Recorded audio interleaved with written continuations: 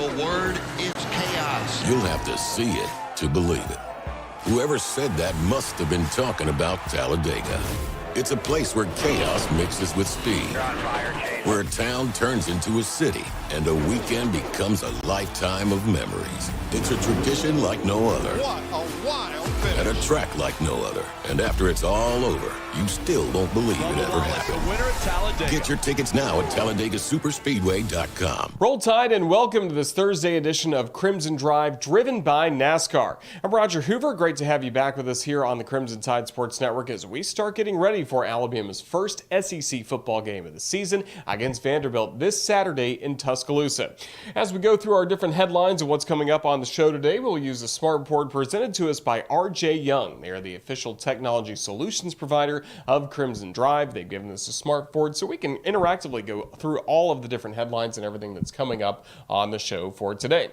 We'll start as always with the head coach of the Crimson Tide, Nick Saban, giving you the 3 big points that he made to the media in his Wednesday night press conference following practice for the Crimson Tide. So we'll hear from Coach Saban as well as a former Vanderbilt Commodore, now a member of the Crimson Tide offensive line, Tyler Steen. He joined us for a one-on-one conversation. I think you'll enjoy getting to know a little bit more about Tyler. Then we'll hear from Chris Stewart as he'll preview what's coming up on Hey Coach later tonight, plus Alabama's game against Vanderbilt on Saturday. We will get the Vanderbilt perspective from Andrew Allegretta. He's the broadcaster for the Vanderbilt Commodores. He'll be along with the other booth. And then Katie Windham covers Alabama for BamaCentral. She'll give us a big picture look at Crimson Tide athletics, specifically this Alabama football team. Speaking of the football team, of course, we are ready for the SEC opener for Alabama coming up this week, as it will be Alabama against Vanderbilt. 6:30 start time at Bryant-Denny Stadium. Our radio coverage will begin at 3:30 across the network. Alabama's had the upper hand against Vanderbilt in recent years, winning the last 22 meetings, and this will be the first time that Alabama and Vanderbilt have met since 2017. A good Vanderbilt team that season, but the Crimson Tide picked up a 59-0 win over Vanderbilt in Nashville. So it's first time in a while in Tuscaloosa that we get to see Alabama against Vanderbilt. And this Vanderbilt team is also off to a pretty good start. 3-1. They had a win at Northern Illinois this past Saturday in comeback fashion.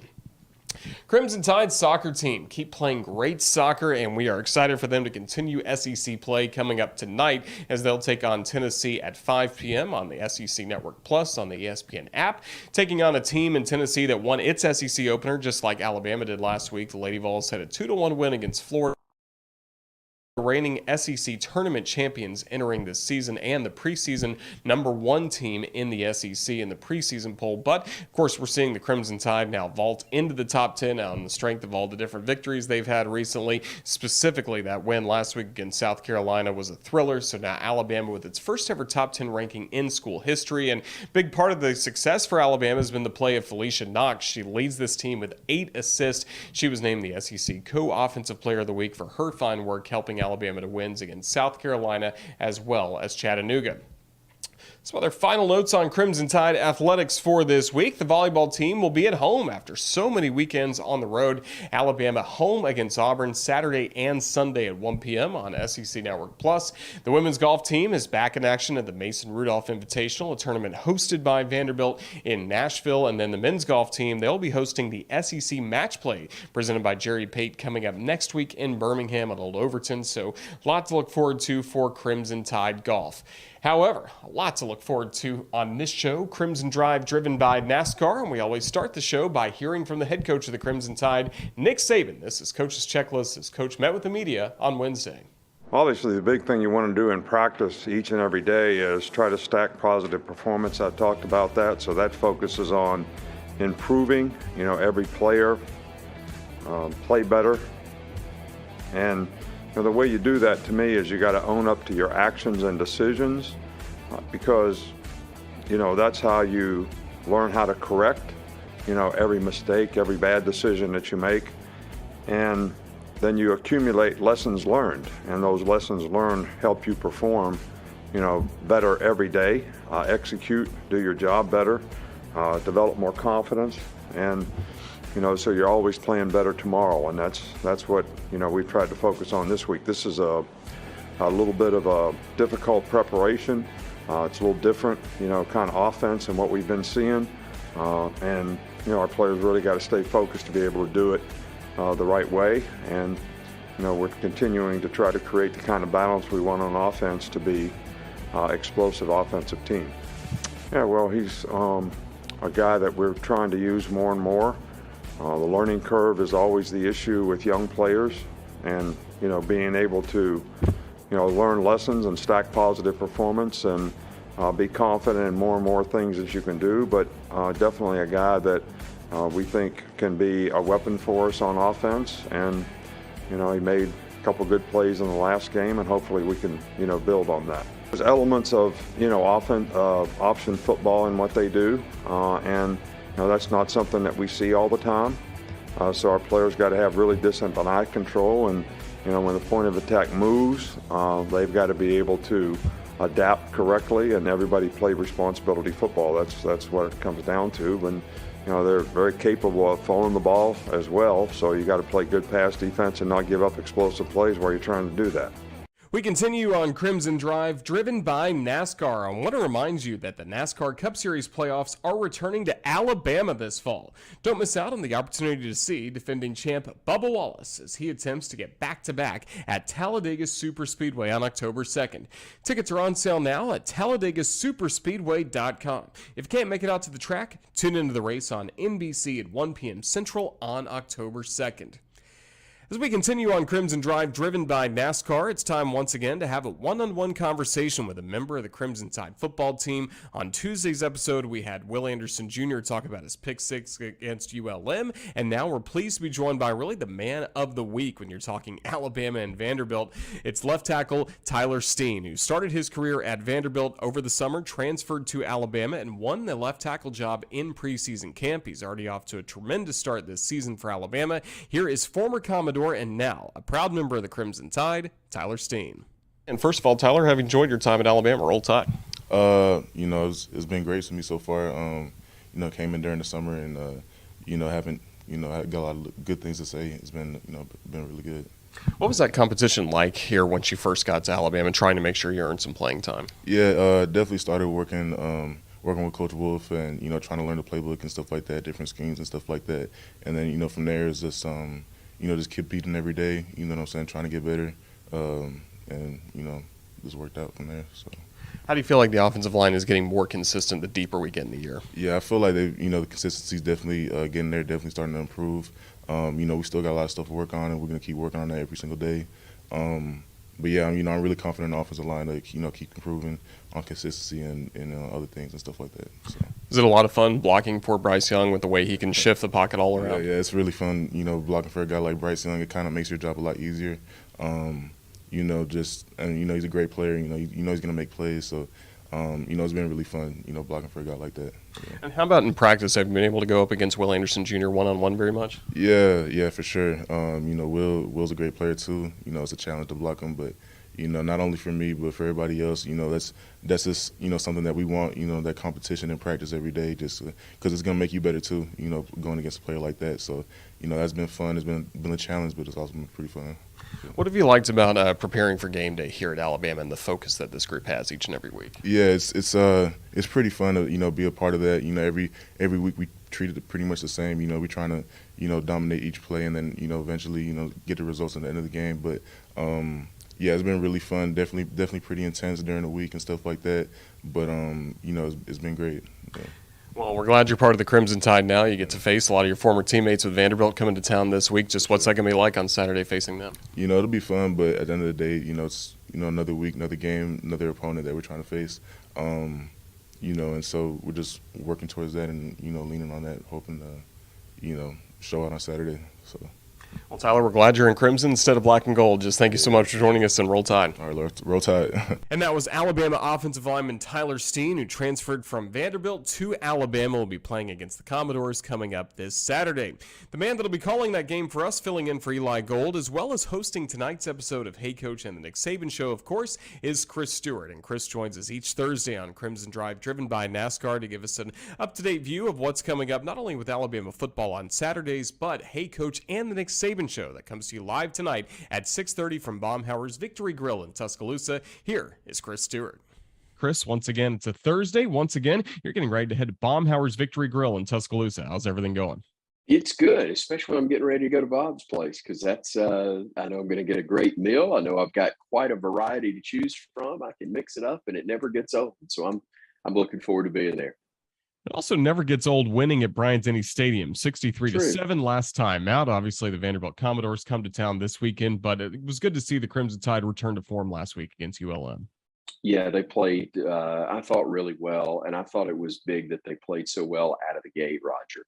You know, to take care of business early. I know it wasn't perfect; there were mistakes made, but you move the football and get points on your first offensive drive. You turn around and get points defensively, and then you block a punt, get a scoop and score in special teams. That gets everybody involved, everybody energized. And when you've got it at 28-0 midway through the first quarter, you've taken pretty much any doubt about the outcome. Now it's a matter of now the real fear starts because you're just playing the Nick Saban standard. It's not about trying to win anymore. It's about playing the rest of that way, in a way that he's happy with. So he seemed, I think, by and large, to be pleased with it, and obviously the result in terms of the one loss margin or situation, plus the satisfaction of the coach. Those are the two things you concern yourself with most. How much fun is it to call games when you get to see players like Will Anderson Jr. step up with a pick six for a touchdown, and then Bryce Young, what we've seen him do so far this year has also been remarkable. Yeah, executing at a high level is fun to watch guys do that, of course. The thing for me, and I've said this for years, games like that, I think, put a large responsibility on the starters to come out, to play well, to do what they should do against a lesser opponent. I don't mean that disrespectfully, but Alabama's better than Louisiana Monroe. But for those frontline guys to play like they should, to get off the field and to be able to, as I say often, put them in bubble wrap at halftime, but not just to get them off the field so you can be rested the rest of the way with those frontline guys and not play more snaps and risk injury and all that stuff. But you got a responsibility to a lot of kids down the line who may not get a chance to play a ton of snaps.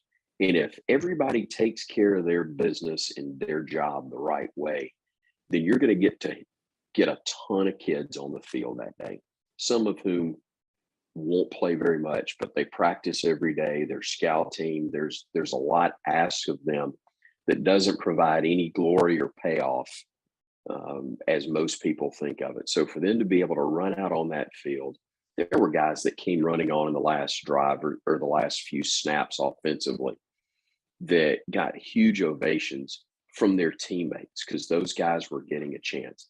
I know that doesn't mean a lot to the average fan, but it means the world to those kids, their families, and for team morale.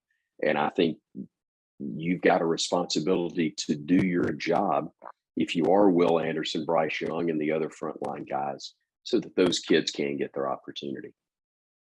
Really was good to see. And now we start SEC football play for the Crimson Tide this Saturday, even though it's midway through the week. Just what have you learned so far about this Vanderbilt team led by Clark Lee? Yeah, they're really talented, I think, much more so than they have been. And I think one example is the fact that they played their number 2 quarterback, and he winds up being SEC Freshman of the Week. For them to be talented enough to have some depth, it's historically been the case with Vanderbilt. They've got some players at certain positions that have been as good as anybody else on an SEC roster. What they don't have most years is 22 of them. And what they definitely don't have is a backup at every position who can play at the same level as the guy in front of them. So for them to go to the backup and still perform and come from behind and win, I think speaks volumes to the direction that Clark Lee's got it going. That's relative to what Vanderbilt has been. Will that be enough to be a contender within the league? I think we'd be, a little foolish to say that that's the case. I hope they're not competitive Saturday, frankly, against Alabama, but I think they're definitely trending the right direction compared to what they have been. So on Saturday, it's Alabama against Vanderbilt at Bryant-Denny Stadium. And on Thursday night, it's head coach and the Nick Saban show coming up from Baumhauer's. What can you tell us about the show coming up later on? Looking forward to that. Brad Bohannon, our friend and the guy we cover together on Alabama baseball, is going to spend some time with us. They're in the middle of their fall camp right now. We're just getting started with fall camp, and a chance to talk with him about the plans and expectations that he has for this time of year, but looking forward to February and when the baseball season gets started as well. And then, of course, Coach himself, Coach Saban, will be with us for an hour and get a chance to visit with him. Cole Kubelik from the SEC Network is going to be our media guest. I've been friends with Cole for a long time and excited about him coming in and talking with Coach. I know Coach Saban has a lot of respect for him, and Cole certainly does for Coach, and I will do my best to get everything in that needs to get in as far as it relates to the show, but also get out of their way and let them visit, because I think it'll be really entertaining for the audience. Looking forward to it, Chris. Just thank you so much for joining us on Crimson Drive, driven by NASCAR. All the best as SEC play for the Crimson Tide's finally here. Roll Tide, Chris. Roll Tide, buddy. Thanks so much. You'll have to see it to believe it. Whoever said that must have been talking about Talladega. It's a place where chaos mixes with speed, where a town turns into a city, and a weekend becomes a lifetime of memories. Get your tickets now at TalladegaSuperspeedway.com. Well, we just heard from Chris Stewart, who will call the game for us on the Crimson Tide Sports Network, and now it's time to take a trip down the hall to the other booth, as Andrew Allegretta will join us now. He is in his second year as the radio play-by-play broadcaster for Vanderbilt football, and the Commodores are off to a very good start this season, 3-1 to begin this 2022 campaign. Andrew Allegretta gets us caught up to date on the Vanderbilt Commodores as they get ready for Saturday against Alabama. Andrew, we have to start here. Your season started not in the continental United States, but in Hawaii. How nice was that to begin the year, not only with a win, but also in the islands? It was fine, and it was pretty good considering we left basically with 5 full days in Hawaii before the game, right? So we left on a Sunday, had the full week, then played on Saturday, and came back right after the ball game. So that was about as good as it gets. And it was very good in terms of the balance of the football there. It was the good of the balance between the beach there, which was nice. And it was good of the balance between some of the cultural experiences the football team did. Pearl Harbor, they did a community service event, all of that sort of stuff. So that trip checked a lot of boxes, including the 63, I believe, to 10 victory for Vandy over Hawaii. Certainly good to start the season with a victory, as Vanderbilt is off to a 3-1 start. Just what have we learned about the Commodores through the first 4 games of the year? Well, good question. I think first and foremost, and much of what I'm going to talk about, Roger, is not where Alabama is, right? It's kind of a psychological shift that Clark Lea is trying to undertake with this program, which is not something that you guys necessarily need to do at this point in time, but Vanderbilt does, right? There's any particular moment that I think this team so far at 3-1 could have receded back into typical mindsets. And I think the game that we're coming off of is a really good indicator with Northern Illinois. There's all of these easy moments in which you can go, here we go again with Vanderbilt football. But they fell behind 28-14 against Northern Illinois, and then they made their own breaks.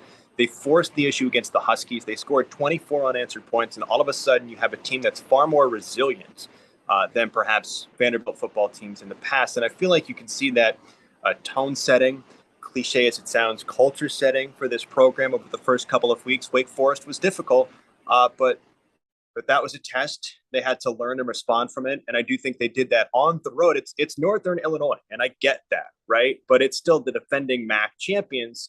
And those programs have been a nuisance to anybody over the past decade or so in college football. So to go on the road, be dealt a couple of haymakers and then respond, I think that's a pretty good sign for at least the attitude shift that Clark Lea is working on. That's what all of this is about. And he seems to have kind of laid the groundwork for some of that. Was a good win against Northern Illinois, a game that featured 4 touchdown passes for A.J. Swan, the freshman quarterback for the Commodores. He gets named the SEC Freshman of the Week. Just what did he do best against NIU? Boy, distribute the football. Our color analyst, Norman Jordan, kind of said that he's got that thing about him where the ball feels like a natural extension of his arm, just the way it gets released, the way the accuracy is there. It feels very comfortable and fluid for A.J. as a starting quarterback. He delivered some passes that as much as we love Mike Wright, who started the season as the starting quarterback and is an electric athlete, Mike's not quite as gifted with that particular skill set. I think with the weapons that Vanderbilt lines up at the moment, it's a give and it's a take for Vanderbilt's offense. And I suspect that it will be on display at points against Alabama this weekend here, because Mike Wright provides the elusiveness if the pocket breaks down. And Vanderbilt's offensive line is still a work in progress. So you can see why it would make sense to go with Mike when you've got kind of a question mark offensive line. You need that elusiveness, but at the same time, you've got some playmakers on the outside. You've got Will Shepherd, who leads this country, not just the conference, the country in touchdown receptions with 7 of them. You've got Jaden McGowan, a freshman wide receiver out of South Carolina. He was the other SEC freshman of the week that Vanderbilt has had through 3 weeks. You've got weapons on the outside. You need somebody to get them the football and let them make plays in space. And with Mike, despite the fact that he himself is an electric athlete, it feels like AJ has been able to get everybody involved and kind of take advantage and tap into some of the other athletes that Vanderbilt has been able to accumulate with Clark Lee through now 2 years. So that's a look at the offense. How about the defense? What's the strength of Vanderbilt on defense? I think they're probably still trying to find that out, to be honest, Roger. In terms of pure skill set, the linebackers are good.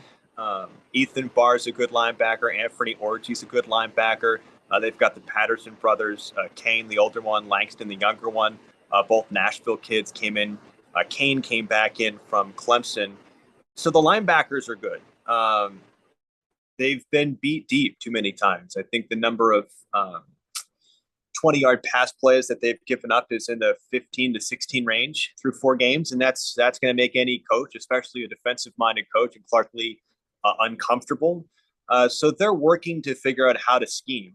They've been aggressive with their man defense so far, but again, you're going up against Alabama, Ole Miss coming up here in the next couple of weeks. The skill set of the wide receivers that they're going to have to face is going to be a huge uptick. So they're going to have to find the right balance between man coverage, zone coverage, and trying to find some ways to get at least enough pressure on the quarterbacks to give the back line some help, because they're working through it so far. It's not a bad defense. They've got playmakers and they've done enough to win 3 games, but it's a bit fringy with some of the plays that they've given up. So that's a look at the Commodores on the field, but how about away from the field? A lot has been changing at Vanderbilt over the last few years. We've seen the new logo. Of course, Clark Lee is now in his 2nd year. We know some facilities updates are underway as well. Just, you mentioned the culture changing at Vanderbilt. Can you tell us more about that? Yeah, I think it's probably our favorite talking point right now. One thing Vanderbilt has now that many other schools have had for a long time, and anybody that has it recognizes the value of it. It's the alignment from chancellor/president to athletic director to football coach.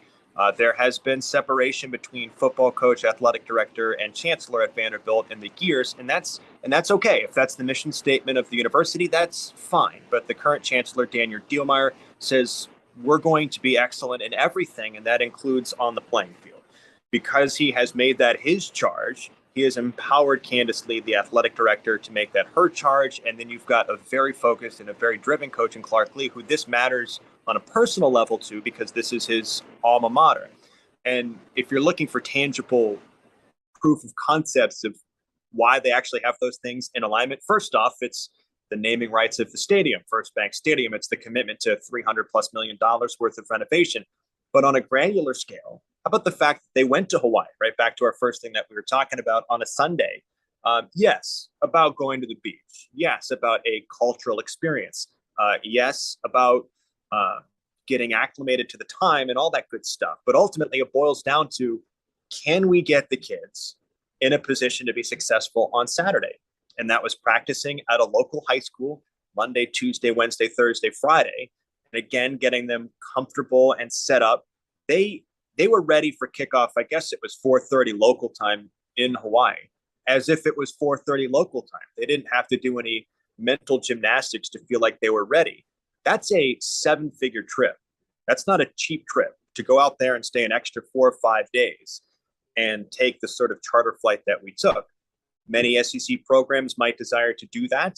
It's not unheard of, certainly in our conference, but for Vanderbilt to do it, you're looking for all of these signs that Vanderbilt wants to compete at this level, not anybody else's level, this level of the SEC, that is a black and white signifier that they are willing to dedicate the resources to allow the football team to have as much success as possible on Saturdays. Andrew Allegretta is the voice of the Vanderbilt Commodores. Andrew, just thank you so much for your insights on Vanderbilt. Look forward to having you guys in town in Tuscaloosa coming up on Saturday. Thank you for joining us. Yeah, I'm looking forward to it. Thanks, Roger. Thanks to Andrew Allegretta of Vanderbilt for joining us. And now we'll stay in the press box for this next conversation as Katie Windham of BamaCentral joins us now. Katie has been covering Crimson Tide football for the last several years for BamaCentral and has a really good pulse on what's happening with this Crimson Tide football team through the first 3 games of the season. Here's our conversation with Katie Windham. Katie, it's great to have you join us. 3 games in, what do you feel like we've learned so far about the Crimson Tide this year? Yeah, thanks for having me on, Roger. It's kind of been an interesting 3 games for Alabama because the first and third game you're going up against teams that you may not learn a lot, but I think we did learn a lot about Alabama in week 2 at Texas. They were tested early on the road. We saw them have their backs up against the wall, and we once again saw Bryce Young come through when he needed to. And I think for me, one of the biggest things I took away from that, just talking to some of the players post-game and since then, I think it was the Monday after or Tuesday after when we talked to Jahmyr Gibbs and we asked kind of what changed for the team in the fourth quarter. He said, well, we were losing, so we had to, turn it on. And so it's kind of interesting to me that Saban talks a lot about not being motivated by external factors like the scoreboard or things like that. But the team, I think, and Saban talked about this after game, that it's important that they showed heart and fight when they needed to. But is that something that they can sustain consistently throughout 60 minutes? And so, we've seen early on that they can win when they need to. I think in the 2 games against Utah State and Louisiana Monroe, we've seen them handle business when they needed to in the way they can and get out to early leads so that, some of the younger guys can get experience playing, and which obviously both those games, a lot of the younger guys did, which I think is good early on in the season to kind of give them a foundation, a base layer of what it's like to play in those games. And maybe, especially for some of the positions where they're still figuring things out, like along the offensive line, giving a little more guys a chance to prove themselves early on. Yeah, another position group that's been fascinating to watch has been the wide receivers. Just what have you seen from that group through the first 3 games as we still wait for Tyler Harrell to play for the first time for the Crimson Tide? Yeah, it's kind of interesting. After the first game, I think my headline was new receivers, no problem, because we kind of saw in week 1 against Utah State, it was spread out pretty well. Jermaine Burton scored, Trayshawn Holden scored.